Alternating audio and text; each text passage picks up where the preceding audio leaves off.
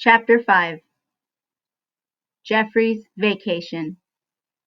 In the morning, I was the first one up, as usual. I was really hungry for some odd reason, and I was thinking that Jeffrey was going to have a hard day, so I decided to surprise him with the oatmeal he had never gotten the day before. I got everything all cooked up and had just covered the pot when I heard little footsteps behind me. I started to speak and turn at the same time. "Good morning, Jeffy. I made you some—" Now, I knew Jeffrey was bruised up from his fall, and I also knew that bruises always look worse on the second day. But at that stage of the game, I didn't know how much worse bruises look on a kid with leukemia. When I turned around, I gasped, and my hand came up to my mouth. Jeffrey had the two worst black eyes I'd ever seen, and his nose was swollen to about twice its normal size. He saw my reaction and winced. "What's wrong, Stephen?" "How does your face feel, Jeffy?" "It feels thick." "Thick?" "And hot." "Why?" It's a little swollen." "What do you mean? Do I look funny? What if the new doctor thinks I look stupid? I'm going to go look in the mirror." Before I could even think of stopping him, he ran to the foyer and looked in our hallway mirror. I ran over, and he looked at me with horror in his eyes. "Stephen, I look like a raccoon." "You do not look like a raccoon." Actually, he looked like some deranged anteater, but I didn't figure that would be the thing to tell him. "Yes, I do. Oh no, what if I stay this way forever?" "You're not going to stay that way forever, Jeffy. People get black eyes all the time. If they never got better, the streets would be crowded with raccoon people. Soon the raccoon people would find each other and breed." I was on a roll here. "The preschools would fill up with strange ring-eyed children. Soon the raccoons would be taking over our streets, stealing from our garbage cans, leaving eerie trails of Dinty Moore beef stew cans in their wake. Gangs of them would haunt the malls, buying up all the black and gray striped sportswear. The rivers would rise. The valleys would run with—" "Stephen, you're joking, right? What's for breakfast?" "Oatmeal." "Yay, oatmeal!" And just like that, Jeffrey was over his crisis, which is pretty amazing. If I have a single zit, I want to crawl under my bed and hide with 3 days worth of food. This kid looks like he just lost a boxing match with the gorilla, and it takes him like 5 minutes and a bowl of hot cereal to forget about it. While Jeffrey was eating, I snuck upstairs to warn the rents about Jeffrey's looks. I figured my mom was going to have enough shocks to deal with, so I should spare her this one if I could. It worked, or at least the rents managed to hide their reactions from Jeffrey when they came downstairs.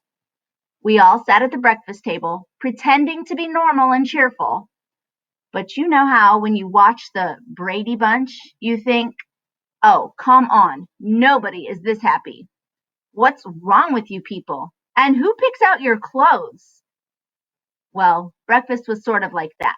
Only instead of the clothing problem, we had an unmentionable cancer problem. The goodbyes were pretty uneventful, and Jeffrey even managed to bug me, which was probably a good sign. On his way out the door, he turned to make fun of his brother. "You're going to school. You're going to school." If he had known what was coming up for his day, he would have been begging me to smuggle him to school in my backpack. Once my mom and Jeffy left, my dad and I just kind of slid around the house, getting ready to face the day. Not quite ready to face each other. We got into the car without one word being spoken, and on the actual ride, it was so quiet between us that I imagined I could hear the tire treads rubbing against the road. I couldn't wait to hop out of there and get into school, but somehow when we did pull up to the building, I didn't make any move to get out. My dad nearly looked at me. and I kind of stared through his right shoulder. After about a minute of this, we both mumbled at once, "Well, okay." That was the deepest conversation we would have all week. I got out and went to school. When I came around the corner towards homeroom, I saw Renee and forgot about everything else. She was wearing this shirt that was clingy and shiny and maybe a little bit see-through, with a skirt that wasn't quite doing its whole job. I stopped and stared for far too long, until Annette banged my arm. "Check her out. There's no way that doesn't violate the dress code. I hope she gets marched into the office. It's disgusting. Don't you think so, Stephen?" Stephen. Stephen. So at least Annette was talking to me again. When I tore my eyes away from Renee, the contrast was pretty strong. Annette was doing the 1970s retro thing, I guess. She had on this sweater that was pretty tough to describe. It looked like what you'd get if all your parents' favorite dinosaur rock bands died and left you all their extra fabric, and then a little old blind lady sewed all the pieces together with a tasteful burnt orange thread. It made a statement, though. It truly did. Yeah, sure. Oh my gosh, I almost forgot, Stephen. How's your brother? Did you get in trouble? I didn't get in trouble, and he's fine. I'm sorry I yelled at you on the bus. I'm sorry too, Stephen. I know how much you care about your brother, and you must have been worried. Me? Worried? Maybe. You might notice that this would have been the perfect time to tell Annette the whole story. But for some reason, I didn't want anyone at school to know. It turned out that once I decided not to tell Annette at that moment, it became almost impossible to tell anybody. So for the rest of the week, while I was walking around in a fog, I didn't say a word. I joked around with my friends, played the drums, sat in classes, and acted even more lame than usual around Renee. But I didn't let anybody know what was going on with Jeffrey. It was weird. The longer I pretended everything was normal at school, the more I believed everything was normal. I started thinking over and over again, doctors are wrong all the time. You hear about these malpractice things every day where people get medicine that's not even theirs. I bet Jeffy's down there in Philly guzzling cheesesteaks, having a great time, getting waited on hand and foot by mom, while I'm up here eating all the hungry man dinners on the East Coast.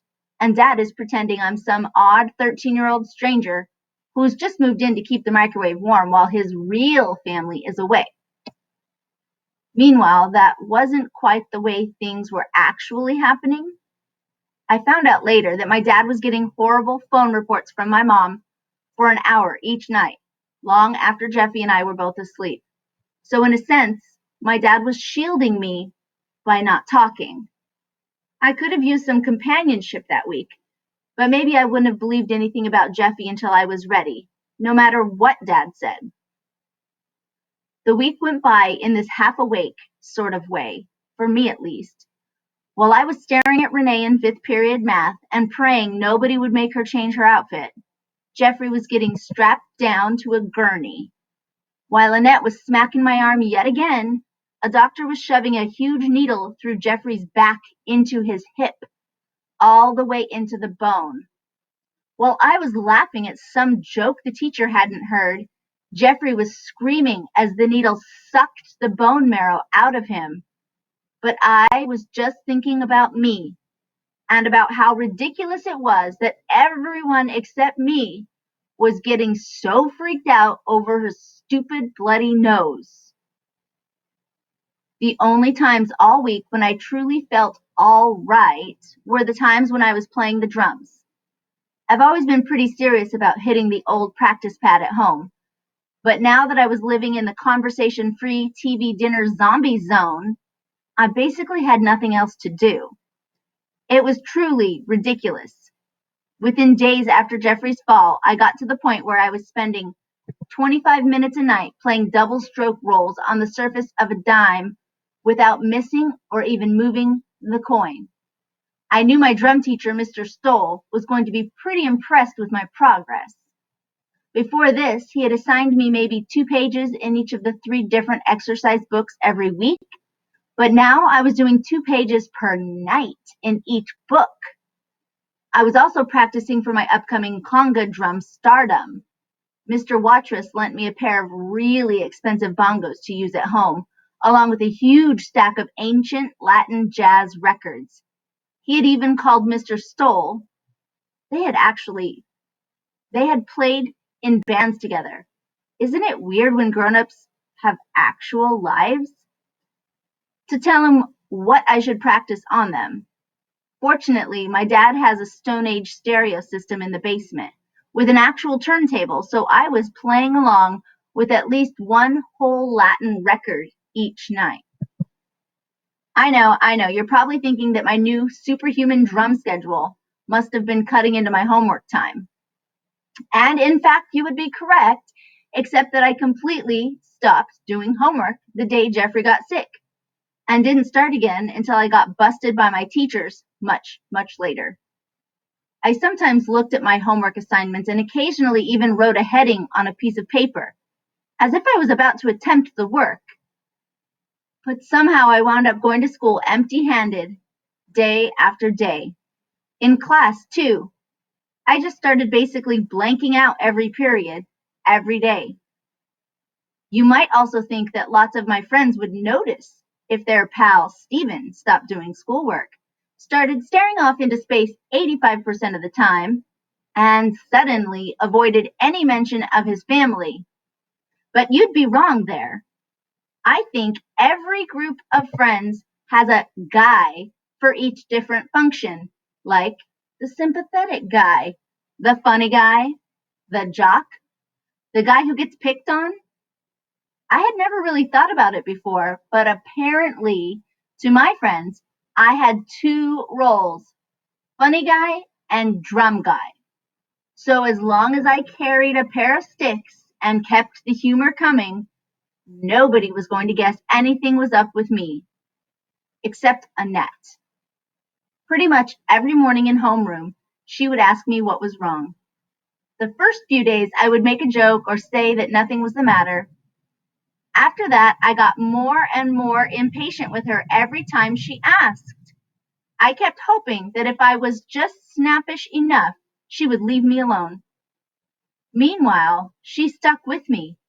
She was my best friend, maybe my only true friend, but I wasn't seeing it. There was only one way I was communicating with the outside world at all, and that was my English journal. Miss Palma has this rule that if you fold down your page, it shows your journal is private. Well, my journal was starting to look like some kind of weird origami factory, with page after page folded on different angles and edges sticking out all over the place. Of course, Miss Palma had to know that I was doing something strange, because again and again, I'd be writing 3 and 4 pages, supposedly about these completely impersonal topics, and then folding down all the pages one by one. But either she really believed I was having deep emotional reactions to questions like, should our school have uniforms? Or she was just giving me enough rope to hang myself. Here's the journal I wrote on the 6th day after my mom and Jeffrey went away, the day before they came back. If I could say anything I wanted to anyone in the world right now, I would be all over Annette. Who died and left you Sherlock Holmes? Why is it your business if I don't do my math homework? And even if that somehow, in some way that only you can understand is your business, how is it your business why I didn't do it? First of all, you're not my mother. And second, even if you were my mother, you wouldn't care. You'd be in Philadelphia buying soft pretzels and Italian ices for your baby's son, not checking in with your microwave oven maintenance son. Second of all, this is a free country. I have a God-given American right to avoid homework if that helps me in the pursuit of happiness. Don't you pay any attention in social studies? I swear, Annette, I haven't even read the chapter for this week yet, but I know more than you do. You should move to Cuba immediately. And don't get me started on my father, Mr. Personality. If you ask me, he could use a good, stern talking to as well. Dad, how about sometime this week, just for kicks? You try making eye contact with me? Would that be so painful? And how about you ask how my day was? And then actually listen while I'm telling you. Here are some sample questions you can try until you get good at this. Son, what did you learn in school today? How's the drumming going? Are you at all worried that your mother and brother have disappeared into thin air and nobody's telling you thing one about what's going on with them? How about them Yankees? I think they might win the series this year. Any supposed father who doesn't even address his son, say, once a day, isn't even a father, in my opinion. So thanks for being my sperm donor, Pop. Oh, and then there's my egg donor. Why hasn't she checked in with me this week? Am I so drastically unimportant? Is Philadelphia such a remote region of the planet that her cell phone won't work? Also, has she not noticed that there are these things called pay phones that one can use for long distance communication when all else fails? Geez, she could have sent a pigeon with a message banded to its leg and it would have gotten to me by now. Bang on a log, send me a smoke signal. Something. Finally, there's Mr. Raccoon Face himself, Jeffrey. I'm sure that by now his face is looking better. Whatever little virus he had that gave him the fever is gone, and he is thoroughly enjoying his steady diet of high-fat, high-sugar, street vendor food that he doesn't even have to microwave for himself. Unlike his heroic older brother, who is gradually dying of freezer-burned food poisoning. By now, he probably has every single nurse there wrapped around his finger, waiting on him hand and foot, rushing over to get him the remote control for his 300-channel satellite TV so he doesn't have to exert himself. Plus, all the nurses probably look like older, even better developed versions of Renee Albert. And they're scurrying about, fluffing Jeffrey's pillows, while I'm stuck here getting lectured daily by Annette, just because I'm skipping an assignment here and there, while the rest of my family is on vacation. You can see how folding the pages down was a good call on my part. The climax of the week actually came that afternoon. It was an all-city jazz band rehearsal day, and when I got to the high school, I found out that Brian was at home sick. Because of that, I got to play the drum set for an hour and 40 minutes straight. I was smoking too. I always play well when I start out in a bad mood for some reason. Plus, I'd been practicing so much that my wrists were just super quick.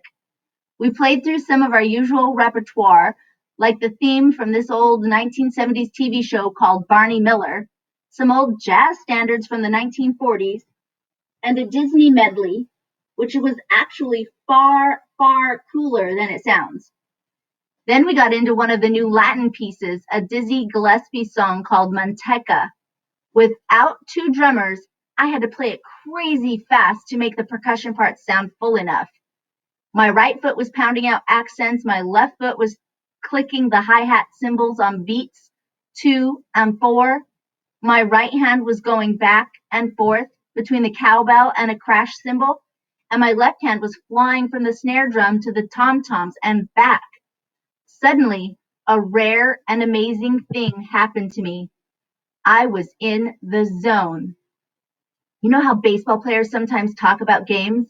When the ball seemed to be coming at their bats in slow motion, looking like a gigantic freeze-frame cantaloupe just waiting to be pounded? That's how this felt. Like I could do no wrong. I was so far up inside the beat that I wasn't thinking at all. My body just did everything perfectly, almost by itself. Mr. Watrous, who usually grades papers while a student conducts us through practice, stopped what he was doing to watch me. I could see a huge grin on his face, but I wasn't affected too much by that until I remembered it later. I was just grooving on drummer autopilot. Then Renee walked in to visit her boyfriend Biff, the guitar wonder. She must have come straight from varsity cheering practice. She was one of only 3 eighth graders who got to practice with the high school squad because she was wearing her uniform. I hope she had been watching for a while before I noticed her, because as soon as I looked up, the shock of seeing her there, wearing only small amounts of lycra and spandex, and looking right at me, knocked me out of the zone. Far out of the zone. As in, ooh, Pez, you dropped a stick right in the middle of a song, and it went tumbling across the room at about 90 miles per hour, and it smashed into the bell of some senior's trumpet. And who knew brass was so flimsy, anyway? By the way, the sound of a high school jazz band falling apart in mid-tune, while one of the trumpet players is screaming at the drummer at the top of his lungs, and the piano player is in the throes of a mad laughing fit, is just not something you want to hear. And it's certainly not something you want the hottest girl in 8th grade to hear. Renee looked away, but there was definitely a hint of a pleased smirk on her face for a split second. Then I was distracted by the senior trumpeter's raging, top volume, spit-spewing barrage of verbal abuse in my face. By the time Mr. Watrous had stopped this guy from busting me open like an overstuffed piñata, Renee was gone. I was mortified, and Annette was still kind of snorting and giggling, which made for a fun ride home, although at least she couldn't snicker uncontrollably and bug me about my homework record at the same time. The next morning, my mom and Jeffrey returned from Philadelphia.